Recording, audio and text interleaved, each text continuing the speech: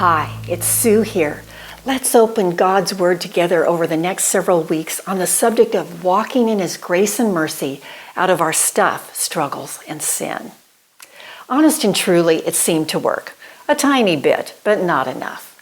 When my kids were little and summer days were long and hot, I would plunk myself down in a battered lawn chair and soak up the sun. My 3 kiddos would play in the backyard while I let the warm rays of sunshine wash over me, a pastime that Southern Californians are known for. Except for when I had to bark out referee calls to stop the every 5-minute disputes of my young ones, lounging in the backyard was a welcome summer activity. That is, until the air grew too warm and I felt the need to dip into cool, refreshing water. Nevertheless, there was a problem. The restorative waters calling me were not a lovely built-in swimming pool replete with diving board, slide, or a waterfall feature. Instead, refreshment came in the form of a plastic blue children's basin. Still, I scrunched myself in a ball and I let the few inches of water encircle me. It was awkward, not enough to refresh, and rejuvenation from the heat was short-lived. Like many of us, I have lived most of my life thinking God's grace and mercy were similar to that tiny blue plastic pool.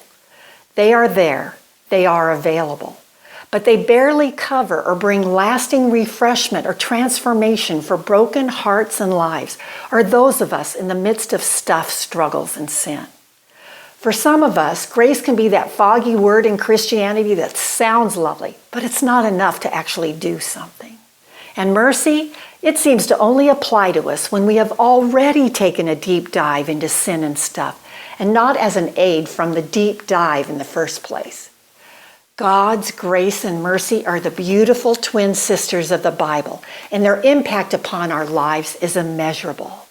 Let's take the next few weeks to open God's Word and see the dynamic power that grace and mercy supply to us each and every day, especially when we're in the midst of temptation or feeling less than. We will close with one of today's verses, Hebrews 4:16 from the Amplified Classic Version.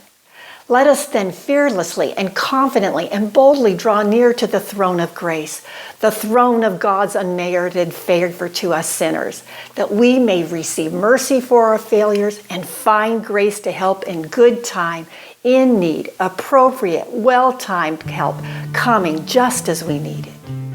What are your thoughts about today's teaching or the verses provided in the video description? I'll see you next week.